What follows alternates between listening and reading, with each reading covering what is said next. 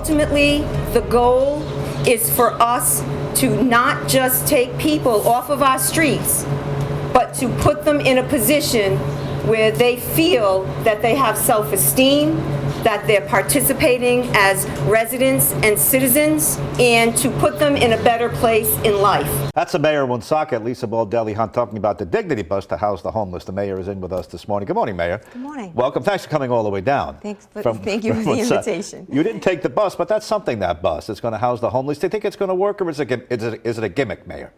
Oh, it's not a gimmick. Yeah. And I would like to, first of all, congratulate Councilwoman Gonzalez on all the work that she did to get the support for the bus and to move forward. My feeling on this, Jean, is we need to try something different, because clearly the approach to homelessness has not been working.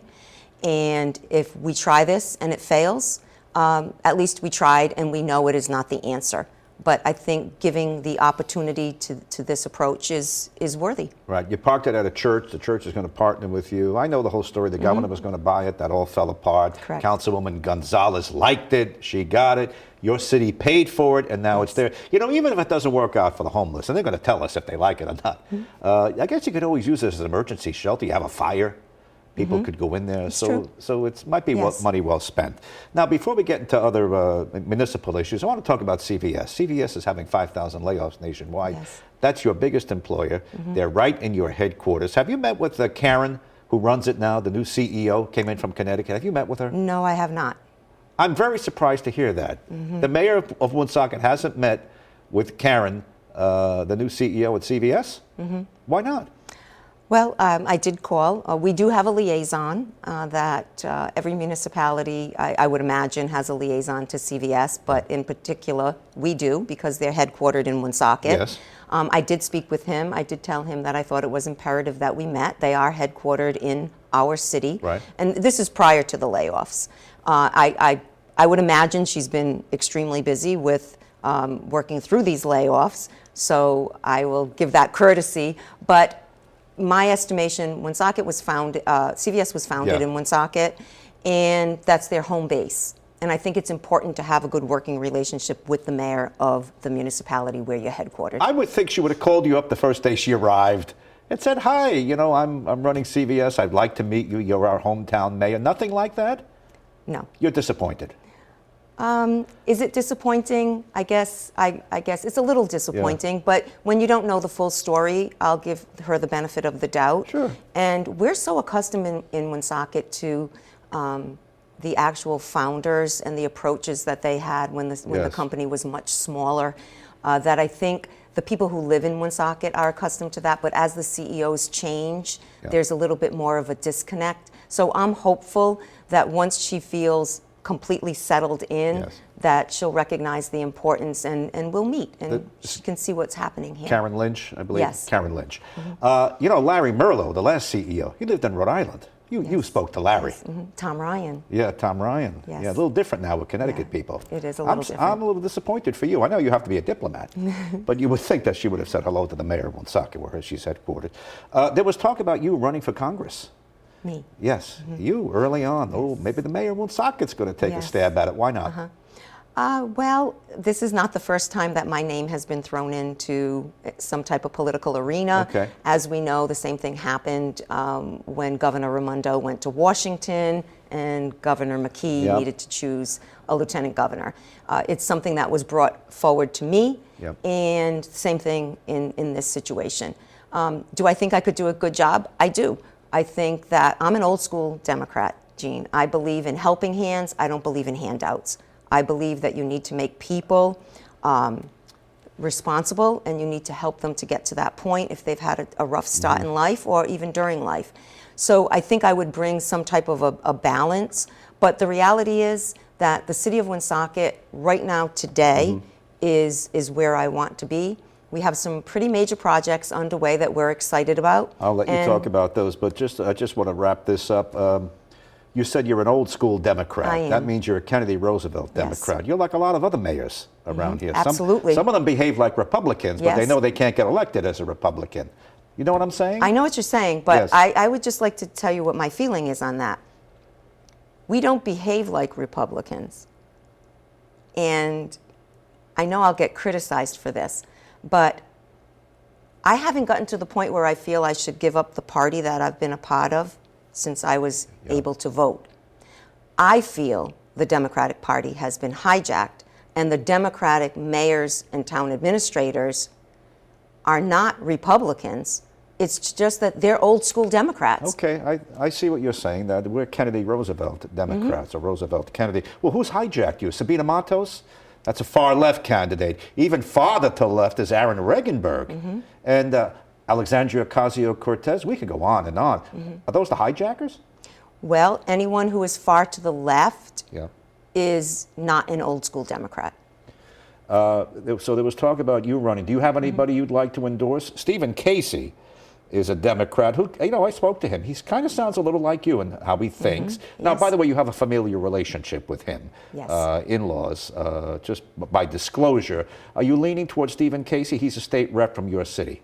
He is a state rep and from Woonsocket, and he's one of our local firefighters. Yes. And you're right, there is a little bit of a relationship there, Right. not a legal relationship. These are in-laws that from Correct. previous things. Yes. Yeah. So when you look at the entire pool of candidates and you look at, I would say the majority of the population in Woonsocket, the Republicans, the unaffiliated, and a very large population of old school Democrats like me, I would say there are only two candidates in this race who fit the criteria of what is something that I'm attracted to. Yep. And that is Stephen Casey and Alan Waters. They're the only two. Okay, Stephen Casey, you were telling me before we went on that you're not crazy that he advocated the disability legislation that allows firefighters to automatically claim an illness is blamed on the job. Am I correct in putting that That's kind correct. of simple terms? Yes, that is correct. You're not happy with him? Is that enough to... I am not happy with that legislation, Right. period. Yeah. And neither are other mayors and town administrators.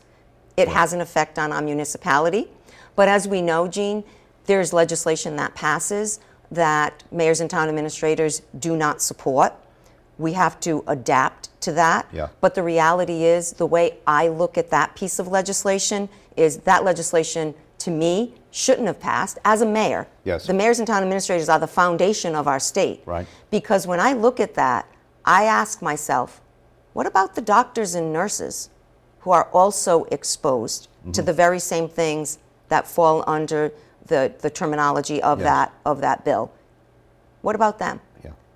Well, the firefighters have a better lobbyist, I suppose. But Okay. they got what they want, and they're going to be able to, if they get sick and certain things, they'll be able to blame it on the job, and that's going to open up the checkbook. Correct. That you have to write the check. Now, Governor McKee let that become law without vetoing it. Are you equally angry at him? The mayors and town What did he do? Look the other way? He used to be the mayor. Yes. Was I disappointed? Yes, I was. Okay. So just before we went to break, CD1, you're not really officially endorsing anybody, but you like Stephen Casey. He's your local rep. He's a firefighter. You're disappointed in his support for the firefighters' pension bill that passed. You're also disappointed with Governor McKee. You also mentioned Alan Waters, perhaps as someone you could support. Now, Alan's a perennial candidate. He runs for everything, and he usually runs as a Republican. This time he runs as a Democrat. Are you seriously think that he's a viable candidate? Well, I feel that the question really was, who is in line with me, Okay, right? yeah. And with my beliefs as a mayor, and as a mayor, understanding the guts of a municipality and what we need.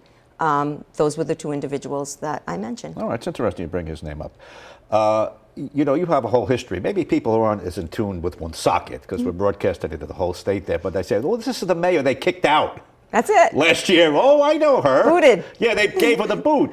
And I gave them the boot. You had the last laugh. The council members who voted to give you the boot, they were angry at you for a variety of things. Oh, yes. You came back, won re-election, and 3 of the 4 who went against you, they're gone. That's right. So you get the last laugh? Yes.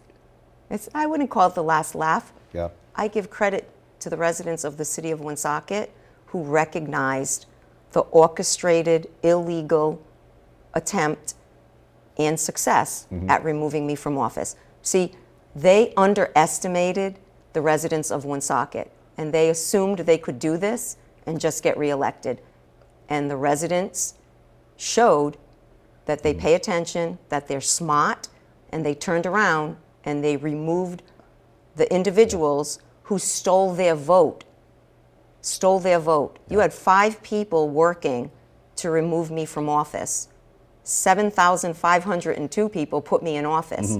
And then you kicked sand in the face of those people and you stole their vote and you removed the person that they elected. Well, you're back. You do get the last word. Did you learn anything from it? Nobody wants to go through something like that. Do you say, you know, I got knocked down a peg, but I'm back, and what did it change you in any way? Well, I'll tell you this, Gene.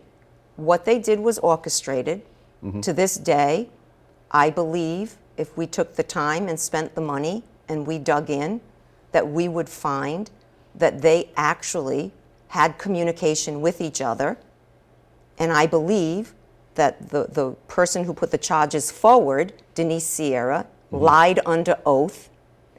And if you notice something, none of them were questioned. None of them had the guts to come off their stage and get questioned by the attorneys. I did. I had nothing to hide. Right. They clearly had things to hide. They didn't want to be under oath. We just have less than a minute, so there's a lot of topics I'd like to get to, but I'll have you on the radio, and Okay. we'll continue with this. I know the Attorney General is going after you for sewage discharge. I know that you have crime problems. I know that you have school problems. But just take 30 seconds and give us a reason to come to Woonsocket. For those who may not come your way, why would you like us to come again? 30 seconds. Come to Woonsocket because the taxes have been continually lowered. Our roads are always being paved. Our parks have all been improved. We are the golden triangle between Providence, Boston, and Worcester, and our real estate has a lot to offer. And I know you want a train station Yes, to we get do. people up to Boston. That's right. Mayor Baldelli-Hunt, thanks for coming in. Thank you.